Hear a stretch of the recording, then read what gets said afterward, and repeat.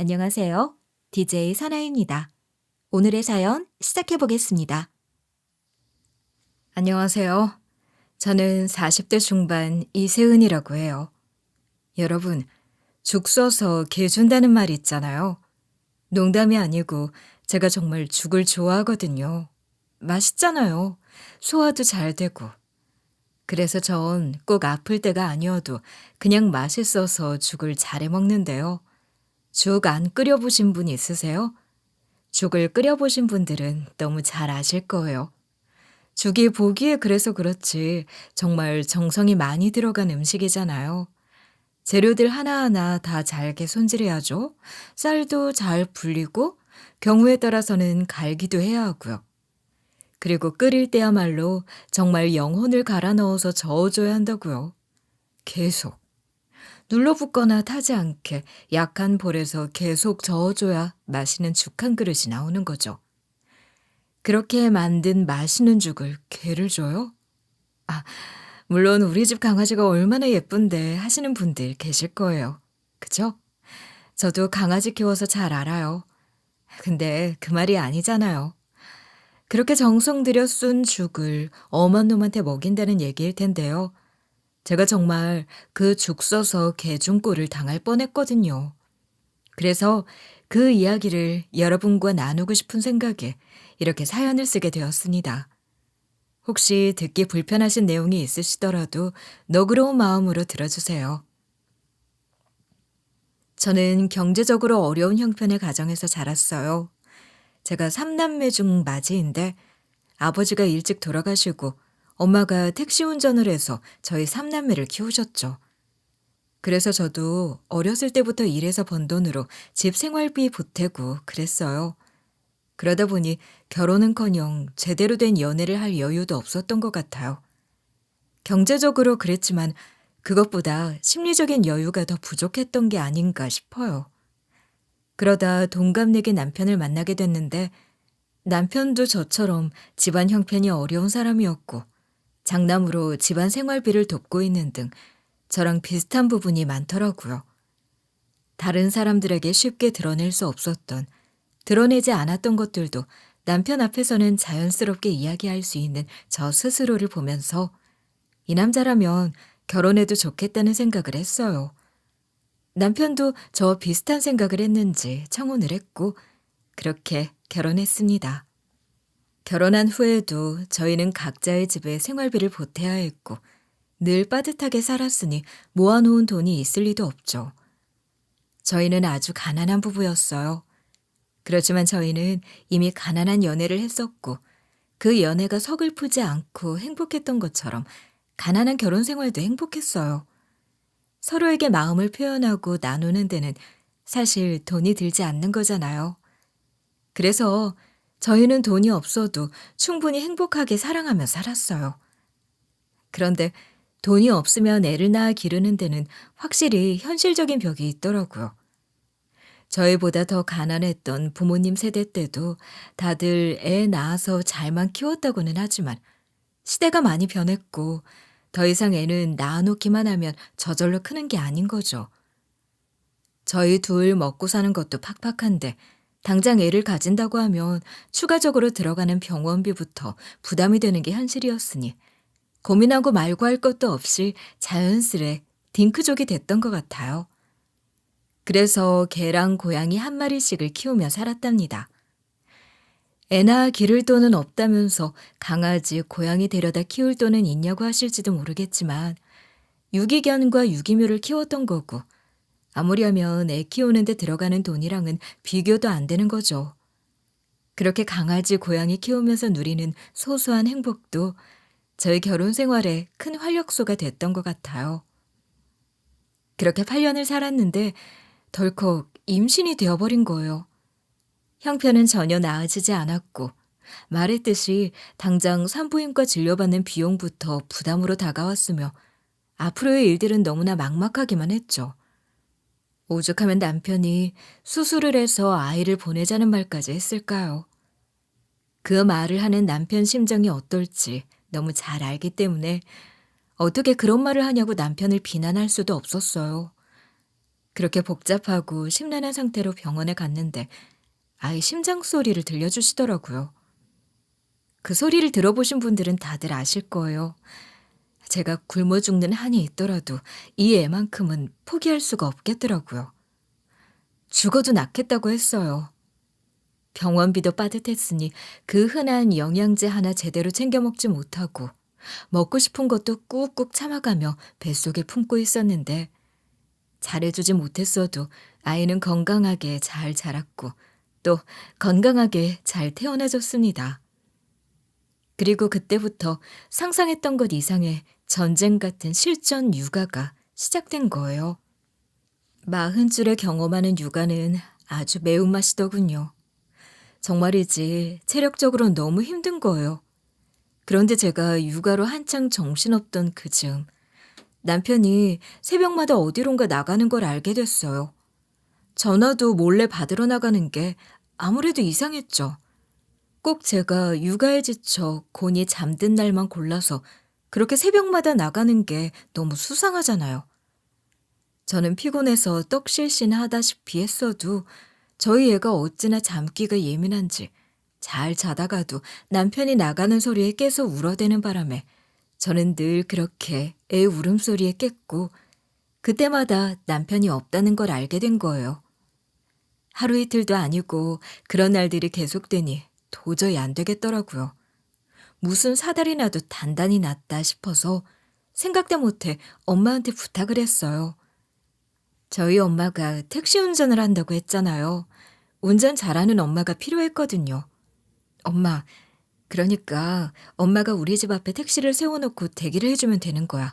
알겠지? 그럼 내가 잠든 척했다가 남서방에 나가면 바로 애 안고 내려올게. 이렇게까지 해야 해? 새벽마다 무슨 일을 하는 걸지도 모르잖아. 그냥 남서방한테 솔직하게 물어보는 게 낫지 않아? 아니야. 정말 바람이라도 피고 있는 거면 현장을 급습해야지. 빼도 박도 못하게 현장을 잡아서 가만히 안 둘 거야.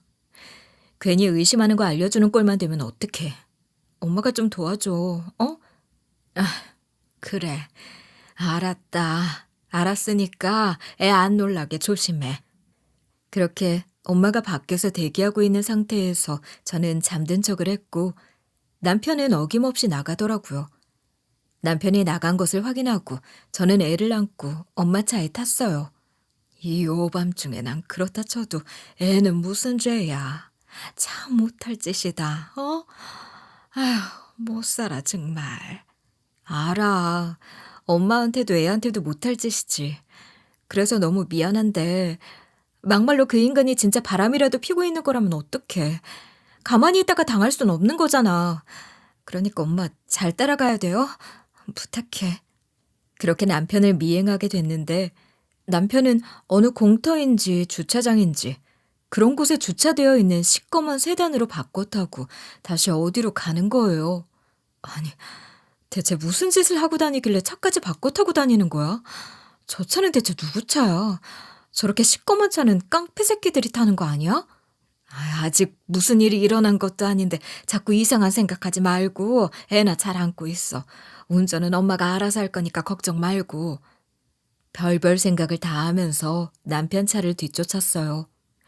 엄마가 운전을 잘하니까 남편 놓칠까 봐 걱정은 안 했지만 애가 자꾸 울면서 보채는 바람에 애를 먹었고 또 마음이 너무 안 좋았죠. 애가 무슨 죄가 있어서 그 고생을 시키나 싶더라고요. 엄마 말이 꼭 맞는 말인 거죠 뭐. 그렇게 남편을 미행해서 알아낸 진실이 뭐였냐고요? 혹시라도 바람을 피고 다니는 건 아닐까 싶어서 감행한 미행이었는데 그 미행에서 제가 마주하게 된 진실은 정말이지 너무 비참했습니다. 남편은 저 몰래 돈을 벌기 위해 아르바이트를 하고 있었는데 그 아르바이트라는 게 술집에서 일하는 아가씨들 운전해주는 일이더라고요. 엄마, 세상에. 남서방이 저런 일을 하느라고 새벽마다 나가는 거였어. 그런 줄도 모르고 나는 남서방이 바람 피우고 있다고 의심이나 하고 정말. 그러니까 말이야. 아니 그런데 뭐 저런 아르바이트도 다 있는 거야. 참 요지경이다 요지경. 내 친구 중에 현수라고 기억나? 걔 자취하던 원룸이 술집 아가씨들 많이 사는 동네에 있었잖아. 밤마다 남서방에 타고 있는 저 차처럼 시꺼먼 세단들이 골목에 줄지어 대기하고 있는 게 진풍경이 따로 없다고 그랬다니까? 대기하는 거야? 그런 아가씨들 태워가려고? 아이고, 그런 거지. 그렇게 기다렸다가 아가씨들 미용실에도 데려다주고 술집에도 데려다주고 다시 집까지 데려다주기도 하는 그런 일을 하는 운전기사들인 거야. 하긴 나도 그런 게 있다는 걸 그때 알았지 뭐. 근데 그 일을 내 남편이 하고 있는 거 아니야. 뭐 매니저네, 매니저. 그 연예인들 차 운전해주는 매니저 있잖아. 뭐 로드 매니저? 그런 거 아니야? 맞네. 남서방이 지금 술집 여자들 로드 매니저를 하고 있는 거야. 저런 일이 생각보다 험하고 더러운 일일 텐데. 아니나 다를까. 남편은 그런 아가씨들한테 뺨도 맞고 욕도 듣고 하면서도 절절 매더라고요.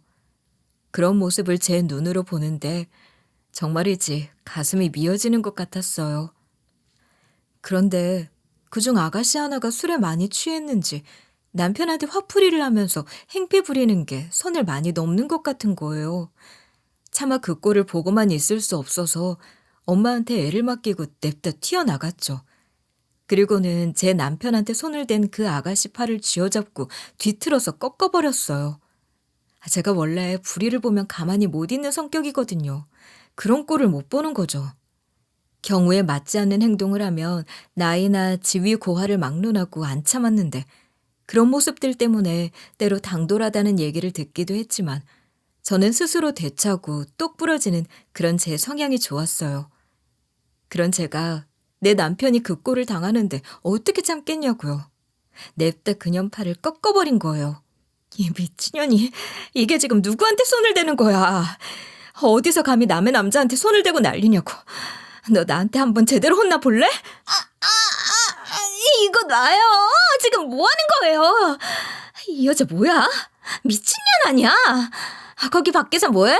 내가 지금 무슨 꼴 당하는지 안 보여? 그녀는 제 남편에게 소리를 질렀고 순식간에 벌어진 일에 남편은 기겁을 하며 절 말리려고 하더라고요. 그게 여보, 그 손 얼른 놔. 또 오라고. 그러다가 정말 큰일 내겠어. 놓긴 몰라. 인연이 당신한테 하는지 내가 다 봤어. 인연 이거 내가 가만히 안 둘 거야. 뭐야? 이 미친 여자가 박기사 마누라야? 이것들이 진짜 장난하다. 박기사, 제정신이야? 여기 직장 아니야? 술집은 직장 아니냐고. 직장 근무 시간에 마누라를 불러들여? 야, 이 무식한 년아.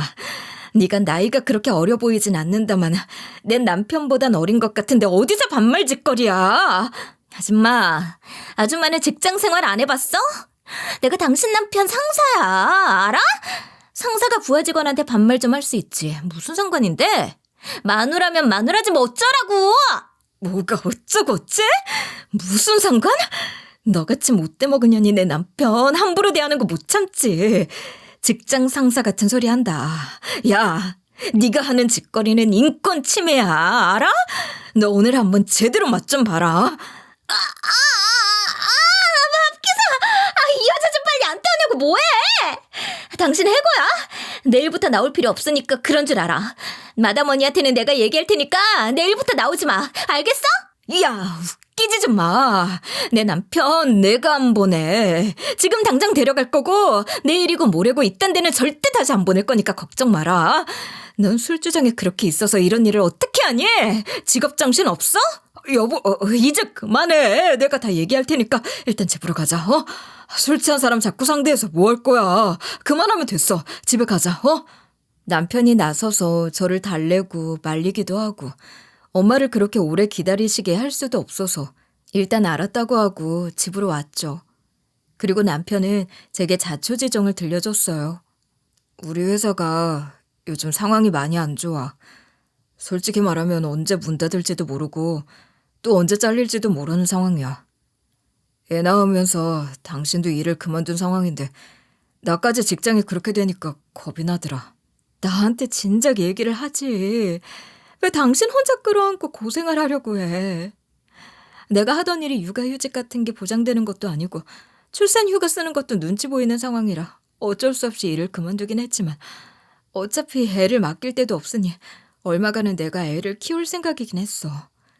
그리고 애가 좀 크고 나면 다시 할 수 있는 일 알아보려고 했지. 근데 당신 회사까지 잘못되면 정말 큰일이잖아. 그런 일을 당신 혼자 어떻게 감당하려고 한 거야. 아직 그 회사에서 잘린 건 아니니까. 우선 되는 대로 투잡이라도 뛰면서 돈을 좀 벌어놓으려고 한 거야. 다른 일도 많은데 하필이면 왜 그런 일을 했어?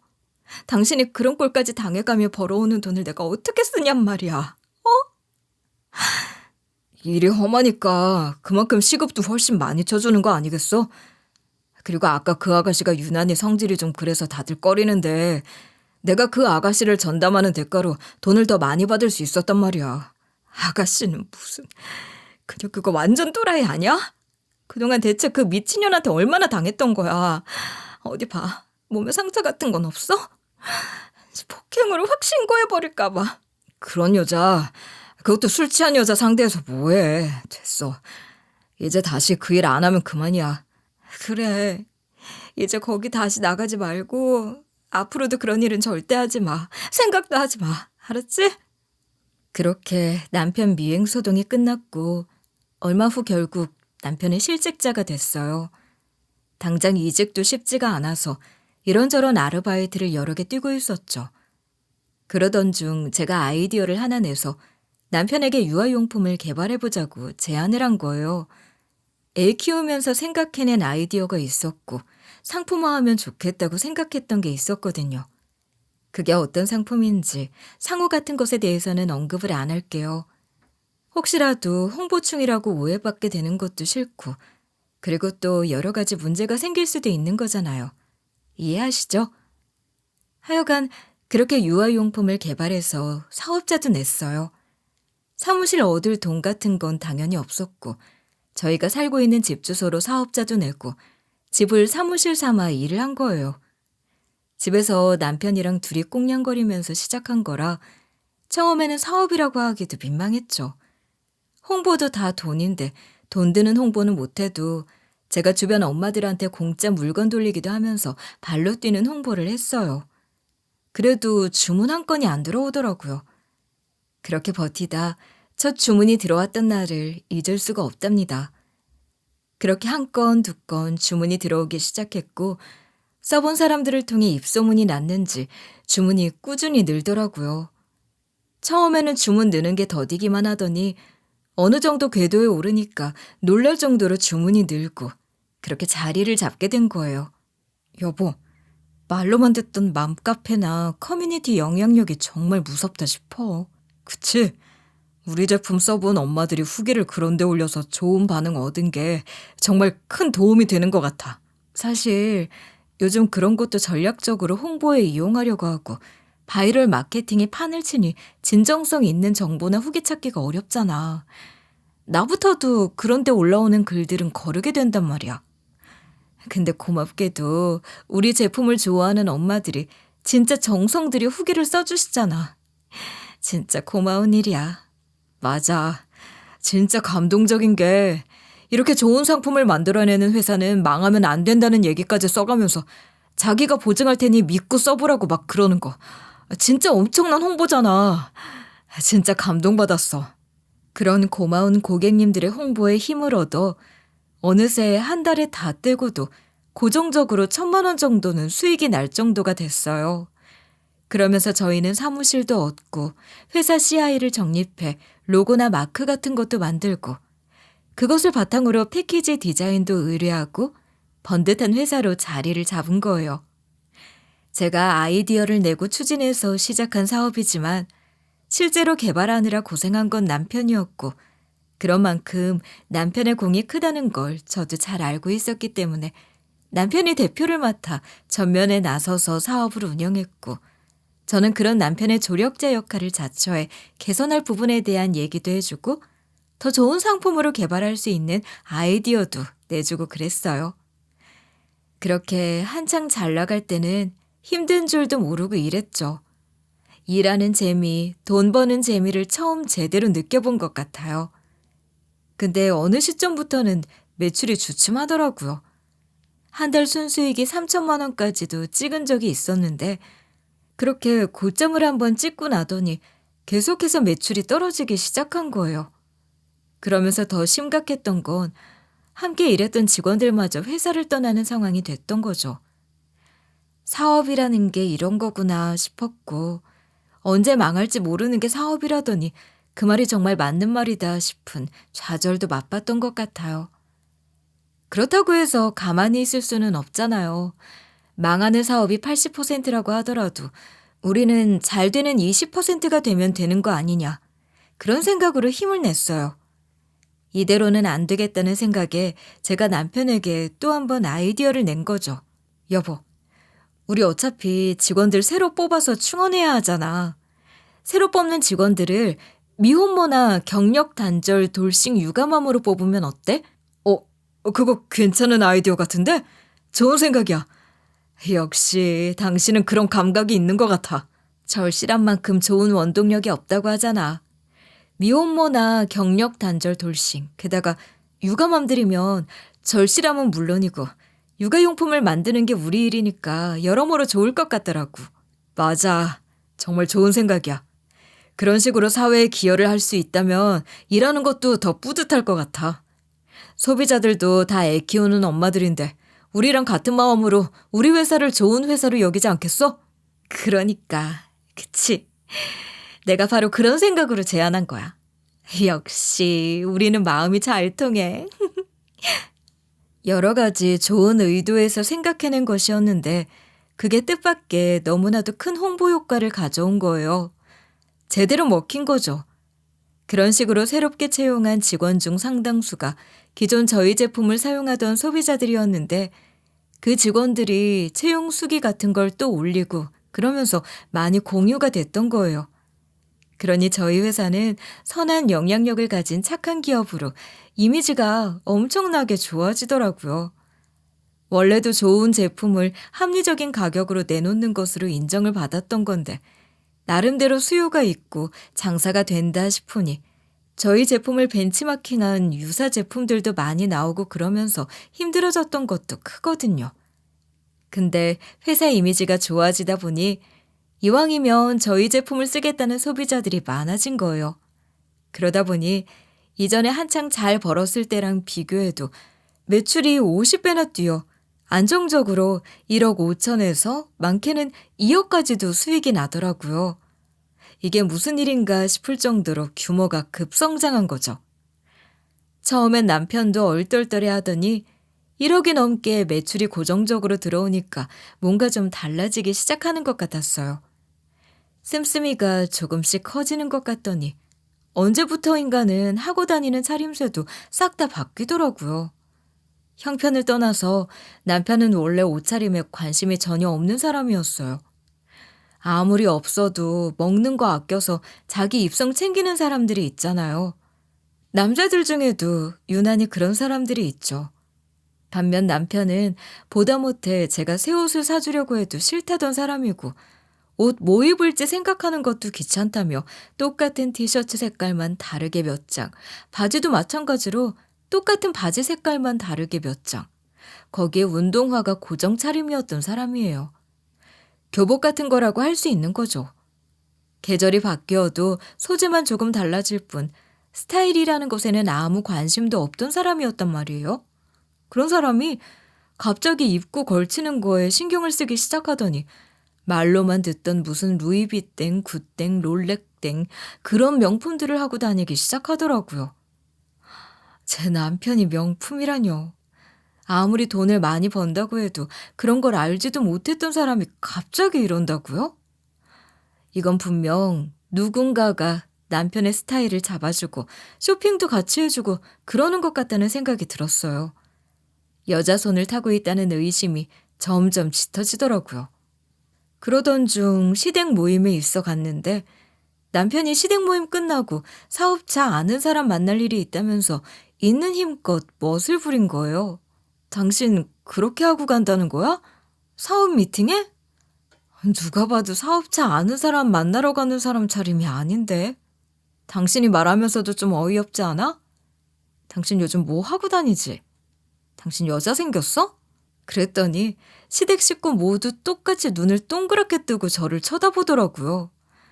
남편이 원래부터도 집안의 장남으로 생활비 꾸준히 보내고 있었으니 시부모는 물론이고 시동생이나 시누이도 남편을 대단한 사람이라 생각하고 높여보는 경향이 있었는데 사업이 성공해서 돈까지 많이 벌고 있으니 시댁에서 남편이란 거의 신과 같은 존재였어요. 그러니 시댁 식구들이 다 있는 자리에서 남편에게 여자 생겼냐고 물어보는 저를 미친 여자라고 생각했을 거예요. 남편을 가장 귀하게 생각하는 게 시모였으니 시모가 먼저 나서더군요. 시모는 주먹을 쥐고 손찌검을 하는 신용까지 하면서 말했어요. 예, 너 지금 뭐라고 했니? 이게 어디서 그런 되먹지도 않는 말을 하는 거야? 우리 남 대표가 어딜 봐서 그럴 사람이니? 그리고 여기가 어디니? 여기니 시댁이다, 어? 시댁 식구들 다 있는 자리에서 어디 지아비한테 그런 말을 하는 거야? 신실한 우리 남 대표가 어떤 사람인데? 감히 우리 남 대표를 모함해도 분수가 있지. 시모는 남편이 사업을 시작한 후로는 꼭 남 대표라고 부르는데 아들에 대한 자부심을 한껏 드러내는 호칭인 거죠. 시모가 그렇게 나오니 시동생이나 시누이, 시부까지도 한마디씩 다 거들기 시작하는 거예요. 아, 그래요, 형수. 형수가 실수한 거지. 나 우리 형수 좋아하는데 형님한테 그러시면 안 되는 거 아니에요? 막말로 형수도 형님 덕에 떵떵거리며 살고 있는 건데 이러시면 곤란하죠. 맞아. 언니 진짜 선 많이 넘었어요. 어떻게 우리도 다 있는 자리에서 오빠를 그렇게 이상한 사람을 만들려고 해요? 우리 오빠가 그럴 사람도 아니지만 설령 뭔가 궁금한 게 있다고 해도 둘이 있을 때 해야 하는 얘기잖아요. 이게 뭐예요? 그래, 그 말이 맞다. 에미니가 지금 시부모를 우습게 봐줄 정도가 있지 이게 지금 뭐 하는 짓이야? 네, 그럼요. 여기는 시댁이고요. 제가 굳이 여기서 이런 말까지 하는 건요. 이렇게까지라도 해서 이 사람 개망신 당하게 하고 몰아세워서라도 진실을 밝히고 싶기 때문이에요. 당신이 말해봐. 할 말 있어? 변명이라도 해보라고. 아니, 진짜 보자 하니까 적당히 하고 끝낼 것이지 어디까지 하려는 거야? 진짜 한번 해보자는 거야? 내가 할 말이 없어서 가만히 듣고 있는 줄 알아? 그래. 할 말이 있긴 있으셔. 그럼 어디 해봐. 해보라고. 가만히 듣고 있으면서 머리 굴려 생각해낸 게 뭔데? 말해봐. 그렇게 달려들어 남편과 저는 육탄전까지 벌이며 싸웠어요. 시댁에서 그 난리를 쳤으니 시댁 식구들 죄다 남편 편이고 저만 홀로 외로이 싸운 거죠.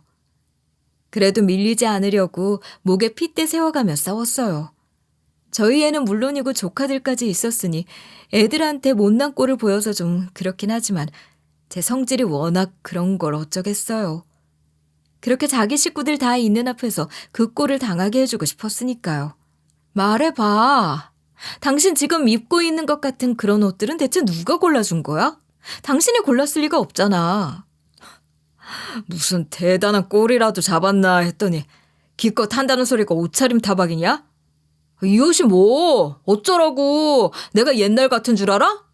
사업하는 사람이고 대표식이나 돼서 옷은 제대로 갖춰 입고 다녀야 할 거 아니야. 그래.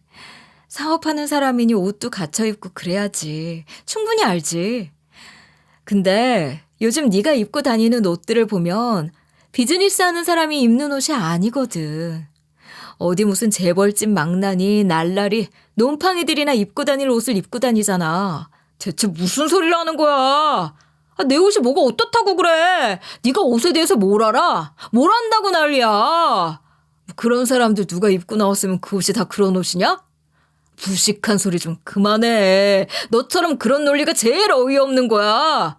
야, 심지어 너한테 어울리지도 않는다고. 옷이라고는 쥐뿔도 모르던 사람이 갑자기 어울리지도 않는 옷을 그렇게 사입고 그럴 수가 없지. 누구야?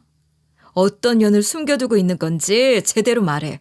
무슨 안 입던 옷 입는다고 바람 피운다고 하는 게 세상에 어딨냐? 애들도 웃겠다. 너 진짜 왜 이래? 적당히 해라. 그만하라고. 뭘 그만해. 아직 시작도 안 했어. 회사에서 동선 파악 안 되는 외부 일정은 왜 그렇게 많아진 거야? 요즘 부쩍 그렇던데? 연락 안 될 때 회사에 전화하면 비서도 정확하게 모른다고 하더라? 그게 말이 되니? 이걸 다 어떻게 설명할 거야? 말해봐. 할 말 있으면 해보란 말이야. 네가 사업에 대해서 뭘 알기나 하고 그런 소리 아냐? 알지도 못하는 너한테 내가 무슨 설명을 해. 말 같지도 않은 소리 그만하라고. 할 말 없어서 그러는 거잖아. 설명 못하니까. 말을 못해서 그러는 거면서 무슨 개 같은 소리야? 그딴 말로 내가 알겠다고 넘어갈 줄 알았어? 이게 진짜 그만두지 못해? 한마디만 더 하면 나 정말 가만히 안 있는다. 아이고, 네가 그럼 내가 뭐 무서워할 줄 알았니? 가만히 안 있으면 어쩔 건데? 가만히 있지 말고 설명을 하라고. 설명을 하란 말이야. 남편도 저도 소리소리 질러가며 싸웠고 남편이 화를 내면 낼수록 저도 더 달려들었어요. 제가 한성질 한다고 했잖아요. 그랬더니 남편이 이러는 거예요. 아우 씨. 부대표 자리에라도 앉혀주려고 했더니 너 하는 꼴 보니까 안 되겠다. 너 같은 걸 어떻게 이런 자리에 앉히겠냐? 부대표에는 다른 사람 앉힐 거니까 그렇게 하라. 그러고는 휙 나가버리는 거예요. 사실 회사 부대표 자리가 공석으로 있었는데 그간 드러내지 않고 뒤에서 내조만 했던 제가 부대표를 맡아서 본격적으로 회사 일에 참여를 하기로 얘기가 되어 있던 상황이었거든요. 근데 남편이 갑자기 지 맘대로 그렇게 지른 거고. 며칠 뒤 실제로 남편은 다른 사람을 부대표에 앉혔더라고요. 제가 뒤에서 남편 내조만 했다고는 하지만 실질적으로 고객 피드백이나 제품 개발 같은 부분에는 관여하고 있는 게 많기도 해서 저와 개인적으로 교류가 있는 회사 직원들이 있어요. 그 직원들이랑 소통하는 단체 채팅방 같은 것도 있는데 거기서 직원들이 말하길 인사 발령이 나고 부대표가 공식적으로 첫 출근을 했는데 젊은 여자라고 하더라고요. 업계 사람도 아닌 것 같고 뜬금없는 외부 인사라 자기들끼리도 말이 많았다는 거죠. 도대체 어떤 여자를 데려와 부대표에 앉힌 건지 궁금해서 회사에 갔더니 세상에 부대표 자리에 누가 있었는지 짐작하시겠어요? 남편이 저 모르게 새벽 알바로 술집 아가씨들 운전 노릇할 때 그때 제가 남편 미행해서 팔 꺾어버렸던 년 있잖아요. 기억하시죠? 그 년이 부대표랍시고 앉아있더라고요. 부대표실에 쳐들어갔는데 그년이 앉아있는 꼴을 본 거예요. 그러니 제가 눈 안 뒤집히고 배겨요? 남편이 바람난 년이 바로 그년이었던 거죠. 그녀는 저를 보더니 당황해서 바로 남편을 호출했고 남편이 부대표실로 와서 그렇게 삼자대면 같은 자리가 만들어진 겁니다. 그 둘이 나란히 앉아있는 꼴을 보니 남편이 입고 다니던 옷이며 그런 것들이 다 납득이 됐어요. 그녀 옷차림도 천박하게 짝이 없었거든요. 취향하고는 비싼 명품으로 휘감는다고 다 품위 있고 럭셔리한 건 줄 알아? 그저 돈으로 덕지덕지 쳐바른 게 얼마나 천박스러운 건지도 모르고. 아이고, 진짜 너희 둘 다 참 가관이다, 가관. 이 여자가 지금 뭐라는 거야? 지금 내가 옷 입은 거 가지고 뭐라고 하는 거야? 어머, 기막혀. 이것 봐, 아줌마. 내가 어디 가서도 옷 입는 걸로 꿀려본 적이 없는 사람인데 뭐? 처음 봐? 나 이거 못 참아. 절대 못 참아. 안 참으면 어쩔 건데. 야, 까불지 말고 넌 좀 가만히 있어봐. 아직 네 차례 아니니까 기다리라고. 어머, 웬일이니 진짜. 이 여자 무식한 것 좀 봐. 자기는 이런 여자랑 어떻게 살았던 거야? 아, 정말 웬일이니? 돌고 있네. 웃겨서 정말. 야, 너 말 한 번 잘했다. 아, 그래. 당신 말해봐. 지금껏 나랑 어떻게 살았니? 나랑 사는 게 싫어져서 겨우 이런 년이랑 바람이 났어? 그런 거야? 회사에서 추태 부리지 말고 꺼져. 혹시라도 다른 직원들이 보면 뭐라고 하겠니? 대표 마누라 무식하고 경박스럽다고 하지 않겠어? 내 얼굴에 먹칠하지 말고 꺼져. 야, 바람 피운 주제에 너 참 대단하다. 용서를 구하거나 하다못해 변명이라도 해야 하는 거 아니니? 그런데 눈 하나 깜짝 안 하고 오히려 날 그런 눈으로 봐. 뭐? 꺼져? 추태? 진짜 무식한 게 어떤 건지 제대로 한번 보여줘? 난 떳떳하고 당당해. 내가 잘못한 게 없는데 겁날 것도 없지? 난 무서울 게 없는 사람이야. 여기서 얘기해. 그냥 이혼하자. 어차피 이혼하면 남인데 니까진 년이 내가 부대표에 누구랑 치든 무슨 상관이야. 설마 아직도 그 부대표 자리 넘보는 거야? 어이없다 정말. 그러더니 안주머니에서 이혼 서류까지 꺼내더라고요. 이야. 고달픈 직장인들 다들 가슴속에 사직서 하나씩 품고 다닌다더니 이 새끼 넌 무슨 이혼 서류를 품고 다녔던 거냐? 그래? 이미 네가 써야 할 항목들은 잘도 채워 넣었다 이거지? 야, 너 진짜 미쳤냐? 적당히 해라 진짜. 너 진짜 막 나가는구나. 됐고 나 너랑 할 말도 없고 긴 말 하고 싶지도 않으니까 그냥 이혼해. 이혼하자고. 속이 부글부글 끓고 분해서 손이 다 덜덜 떨렸지만 이를 악물고 말했어요. 그래, 이혼. 그게 뭐 대단한 거라고. 나도 니까진 놈이랑 계속 살고 싶지도 않아. 이혼 도장 찍어줄게. 찍어준다 내가. 그리고는 그놈이 보는 앞에서 전화 한 통을 걸었어요. 그리고는 구차한 설명도 필요 없이 내 남편이 술집 년이랑 바람났는데 그년 데려다 부대표 자리에 앉혀놓고 나한테 이혼 서류 내민다. 어떻게 하면 좋겠냐? 알았다. 그럼 내일 당장 소집해달라. 이렇게 짧고 간결한 전화 통화를 했습니다. 대체 누구랑 통화한 거냐고요? 궁금하실 것 같아서 바로 말씀드릴게요. 사업 처음 시작할 때부터 함께한 직원으로 현재는 회사 임원이 된 친구가 있어요. 말하자면 개국 공신이라고 할 수 있는 거죠. 사실 그 직원이 돌싱 유감맘이었거든요.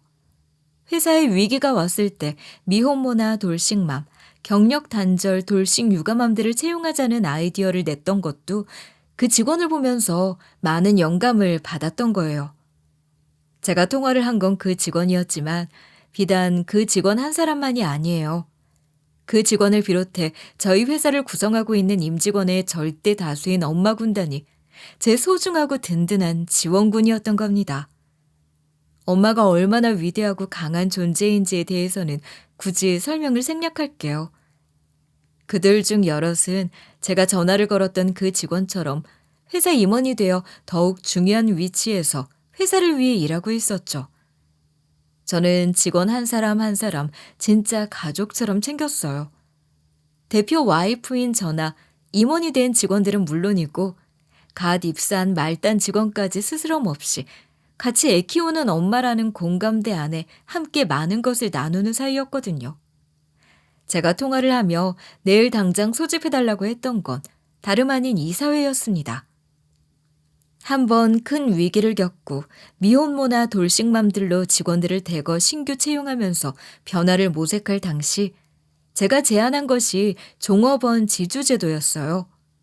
말 그대로 회사의 구성원들이 회사 주식을 소유하고 회사의 주인으로부터 책임과 권리를 동시에 갖는다는 건데 그렇게 되면 자연스럽게 회사와 직원 간 신뢰관계가 두터워지고 생산성도 높아지는 긍정적인 영향이 있으며 또 장기 근속을 유도할 수 있다는 장점도 있더라고요. 그래서 제가 적극적으로 제안했고 이후 좋은 성과를 내거나 특정 업무 성과에 도달할 경우 회사 주식을 성과급으로 지급하기도 하면서 꾸준히 이 제도를 이어오고 있었어요. 그러니 저희 회사 임직원들은 직원인 동시에 주주이기도 한 거죠. 그들의 지분을 다 합하면 대표인 남편이 단독으로 갖고 있는 것보다 훨씬 큰 지분이고 그들이 마음을 모으면 대표도 갈아치울 수 있다는 얘기가 되는 거예요. 결국 소집된 이사회에서 대표 해임이 가결됐고 이어 제가 새로운 대표로 선출됐습니다. 남편은 처음 이사회를 소집한다고 했을 때만 해도 자신만만하더군요. 이사회? 아이고 그래 어디 한번 해봐. 아무리 바람 한번 벽기로서니 대표 자리 내놓으라고 할 것 같냐? 그러니까 네가 생각이 순진한 거야. 내가 없으면 이 회사 누가 이끌어갈 건데? 말이 되는 소리래. 아무리 아줌마 직원들이 인지상정으로 너 불쌍하게 여겨봤자 생계가 달린 일이야. 네 맘대로 될 것 같아? 그래. 이사회 전에 그렇게 큰 소리 마음껏 쳐. 이사회 끝난 다음에도 그럴 수 있는지 어디 한번 보자고. 마지막에 누가 웃는지 보잔 말이야. 결국 남편은 대표 자리에서 쫓겨났고 제가 그 자리에 앉은 거죠. 그러니 남편은 태도를 180도 바꿔서 바로 무릎 꿇더라고요. 자기가 잘못했다는 소리도 그제야 처음으로 하더군요. 여보, 나랑 얘기 좀 해. 내가 할 말 있어. 내가 갑자기 크게 성공이란 걸 하니까 정신이 나갔던 모양이야. 그렇게 당당하던 분은 어딜 가시고. 누구시죠? 난 더 이상 아무 말도 하고 싶지 않아. 마지막에 누가 웃는지나 보자고 했지. 내가 웃는 거 잘 봤을 테니까 꺼져. 그거 아니야. 당신도 내가 어떤 사람인지 알잖아. 저 여자가 내가 성공한 걸 어떻게 알고는 찾아와서 들이대는 바람에 미친 짓을 저질렀어. 용서해줘. 다시는 이런 일 없을 거야. 저 여자도 내가 알아서 다 처리할게. 내가 다 해결한다고. 그러니까 나 한 번만 봐줘. 아주 다급하신가 봐. 그래봤자 다 지난 이야기고 소용없다고. 남지훈 씨, 아시겠어요? 지 살겠다고 상간녀 탓하면서 책임 전가하려는 건 정말 너무 찌질한 거 아니니? 네가 생각해도 좀 그렇지 않냐? 맞아요, 언니. 언니, 제가 말씀드릴게요. 그런 게 아니에요. 저 인간이 지금 다 거짓말하는 거예요. 야, 들이대긴 뭘 들이대. 사업 성공했다길래 돈이나 좀 빌릴까 싶어서 찾아왔던 건데. 그런 절 꼬신 건 저 인간이에요, 언니. 나도 피해자야. 혼인빙자 어쩌고 뭐 그런 거 있잖아요. 야, 누구더러 언니래? 내가 왜 네 언니야? 내가 저 인간한테 찌질하다고 하니까 뭐 내가 네 편이라도 드는 건 줄 알았니? 기다렸다는 듯이 치고 나오네. 정신 차려. 둘이 서로 책임 회피하려는 꼴이 정말 웃기지도 않는다. 니들 정말 놀고 있다고. 여보, 저 여자 말 듣지 마. 다 거짓말이야. 당신도 저 여자 미친년 또라이라고 그랬잖아. 당신 말이 맞아. 술집에서 술 따르던 년말을 어떻게 믿겠어. 그치? 그러니까 나랑 집에 가서 얘기해. 야, 너 진짜 그래도 한때 내가 남편이라고 생각했던 사람으로서 최소한의 품위 같은 걸 좀 지켜줄 수는 없니? 꼭 이렇게 바닥을 보여야겠어? 니들 둘 중에 누가 거짓말을 하거나 말거나 그런 걸 내가 왜 알아야 해? 나한테는 하나도 안 중요해. 난 그냥 이혼 소송에서 이혼할 거고. 야, 너한테도 위자료 청구 소송 걸 거니까 그렇게 알아. 궁금하지도 않은 헛소리 작작하고 둘 다 꺼져. 소송에서 이기려면 남편이 외도를 했다는 증거가 필요했는데 그년이 일하던 술집이랑 그년 SNS만 털어도 증거가 후두두둑 떨어지던 거려? 그년이 일하던 술집에서 뭐라도 증거를 찾을까 싶어 찾아갔더니 그년이랑 같이 일했다던 여자가 제 발로 나서서 다 불더라고요. 그년 잘 나가는 유부남 하나 물어서 첩으로 들어앉았다던데 그 남자 와이프세요? 그년 SNS에 친구들만 볼 수 있도록 올리는 피드에 둘이 버젓이 여행 가고 그런 거 다 올렸었어요. 지금은 증거 잡힐까봐 무서워서 다 지웠던데 제가 캡처해둔 것만 해도 수십 장이거든요. 이런 거 필요해서 찾으러 다니시는 거 맞죠? 돈만 주면 얼마든지 드릴 수 있어요. 참 똑같은 것들이다 싶었지만 저한테 꼭 필요한 증거들이니 대가를 지불하고 손에 넣었어요. 그리고 소송 진행하는 과정에서 남편이랑 그년 핸드폰 포렌식도 할 거니까 추가적인 증거도 충분히 나올 거라고 확신했죠. 남편에게 소장을 날려놓고 제가 제일 먼저 한 일이 뭔 줄 아세요? 시댁에 간 거예요. 지난번에 당한 게 있으니 빚은 갚아야 할 거 아니겠어요? 시댁에 가서 시모한테 다 얘기했죠. 어머님이 노래 부르던 남 대표는 대표 자리에서 잘린 건 아시죠? 그 인간이 바람난 년 실체도 아시나요? 그년이 어떤 년인 줄 아시냐고요. 애 기저귀 값도 없어서 힘들었던 시절 그 인간이 돈 번답시고 술집 여자들 운전기사 할 때 알던 여자예요. 뭐? 그게 무슨 소리냐? 우리 남 대표, 아니 애비가 술집 나가던 년을 만난다는 거야? 무슨 말도 안 되는 소리를 하는 거야. 걔가 그러래니? 그러고도 남을 놈이더라고요. 어머님 아들이. 그 년이 어떤 년이냐면 그 술집에서도 제일 성질 더럽기로 유명해서 그 인간이 돈 더 받고 전담했던 여잔데 걸핏하면 욕하고 때리기까지 했다고요. 때려? 내 아들이 그런 년한테 맞았다는 거야? 아이고 하나님, 이게 다 무슨 소리야? 이 일을 어쩌면 좋아? 아이고 내가 못 살아. 그런 년이랑 바람이 나서 부대표에까지 앉혀놓고 저한테 이혼해달라 그랬다가 대표 자리에서도 쫓겨난 거잖아요. 제대로 알고나 계시라고요. 전 드릴 말씀 다 드렸으니 그만 가볼게요. 제가 좀 바빠서요. 아이고 그래 우리 며느리 그렇지 않아도 네가 대표됐다는 말 듣고 어떻게 축하를 해줘야 하나 고민하고 있었지 뭐니. 떡이라도 해서 보낼까? 우리 며느리 그동안 고생 많았으니 이제 대표 자리에 앉을 때도 됐다. 아무렴. 제가 차마 아주머니라고는 못 부르겠어서 어머님이라고 불러드린 건데 그래서 뭔가 좀 착각을 하셨나 봐요. 권사님. 저 그 인간한테 이혼 소장 날리고 오는 길이거든요. 며느리는 무슨 며느리. 저 이제 권사님 며느리 아니라고요.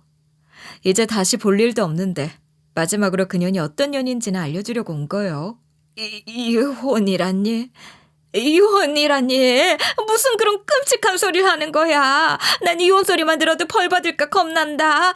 우리 집안처럼 독실한 기독교 집안에서 이혼이 웬 말이냐. 절대 안 돼. 안 된다. 목사님 아들도 이혼하는 세상에 무슨 기독교 타령을 하시는 거예요. 그리고 이혼 소리 먼저 꺼낸 건 댁 아들이니 그 잘난 아드님이랑 상의하세요. 그게 무슨 소리냐. 안 된다 애미야.